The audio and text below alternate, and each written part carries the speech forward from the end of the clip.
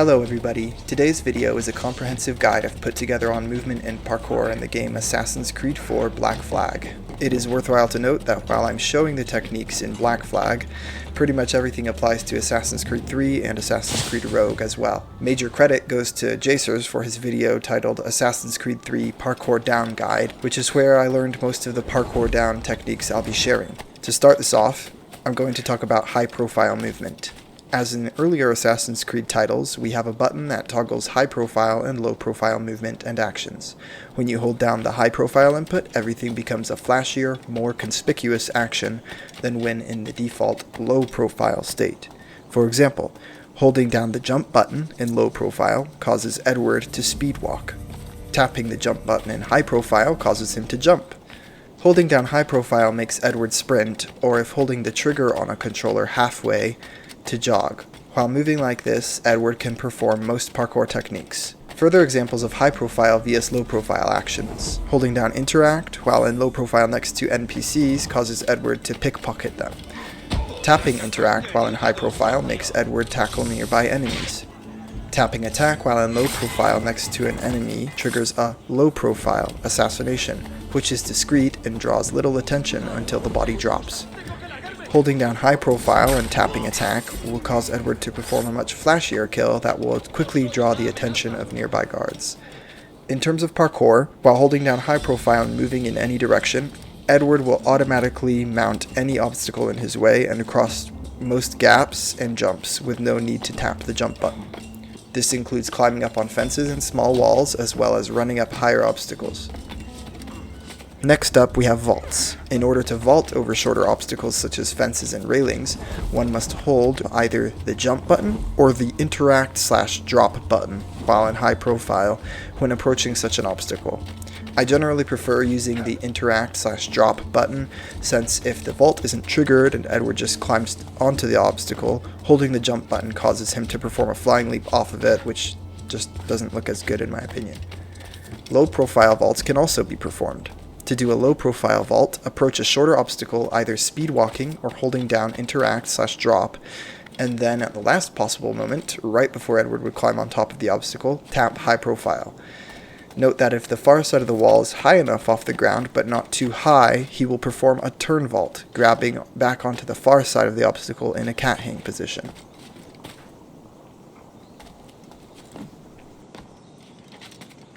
Next up we have parkour up.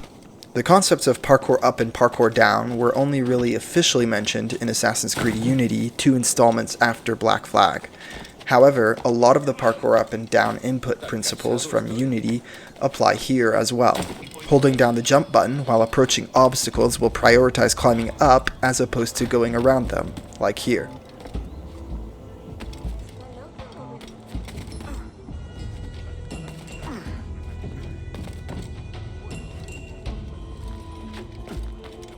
If stationary, holding high profile and tapping jump will cause Edward to jump vertically and grab any in-range objects above him. Interesting to note, holding down high profile and jump without inputting any movement direction causes Edward to crouch, which can be helpful for breaking enemy line of sight in certain situations.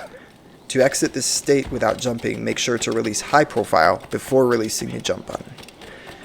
An especially useful technique I've discovered is tapping the jump button while in low profile to wall run safely. This is especially helpful when climbing tall rigging or a tall tower, and you don't want high profile to accidentally cause Edward to slip and fall to his death. Simply face the surface while standing close as possible, and then tap jump. No high profile input is involved. Parkour down is somewhat less straightforward in this game, and if you haven't checked out Jcers AC3 video on parkour down yet, I'd recommend giving it a watch, as this is where most of the information I'm sharing here is coming from. Again, the link to that video is in the description, so be sure to give it a watch. To summarize what I've learned and what I've discovered with my experimentations, Edward will do parkour downwards automatically while in high profile if there is no suitable obstacle directly across from him when approaching a ledge, and if there is something below him for him to land on. This is less useful in Havana as the roofs stick out a bit too far in most places, but you can still experiment with diagonal angles and the more protruding awnings to get smooth drops down to lower levels. If standing at any ledge or on any beam, holding high profile and tapping interact/drop causes Edward to drop directly downwards. Note that no input of movement direction is necessary because by default he will drop in the direction you are facing. If an obstacle is in just the right spot below him, you will sometimes get the actual parkour down animation as opposed to just a dropping animation. Be careful with this input as it is the same input for tackling guards. However, if you perform it perpendicularly off of a thin beam or a branch object, the dropping action will still take priority over the tackling action, and you can drop down safely without getting into a fight.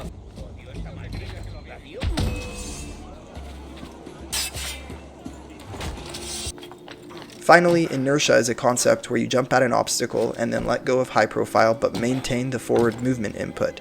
And this will cause Edward to automatically parkour down to obstacles within range below him after the jump, even if there are also options in front of him. This effectively counters the problem of high profile movement defaulting to horizontally level movement, allowing us to choose either to continue forward on a level plane or go downwards towards the ground after a jump. The next technique I want to cover briefly is one most of you are probably pretty familiar with if you've been playing the Assassin's Creed games for any amount of time, and this one's called catch ledge. It's a technique used to save yourself from a dangerous fall. While falling, inputting movement direction causes Edward to reach out in the given direction. If an obstacle is in range, he will grab on and stop himself from falling, no damage taken, regardless of the height. Next up we have ejects. Again, this is kind of old news for most players experienced with the franchise, but Edward can perform side and back ejects from a cat hang position or from a wall run. To perform a back eject, simply let go of the movement input while on the wall and tap jump while holding high profile.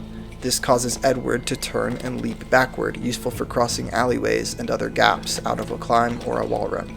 The input for side ejects is identical, only this time you need to input the direction to either side with the movement input. This is especially useful for saving time climbing the sides of buildings or otherwise getting creative with the default parkour lines.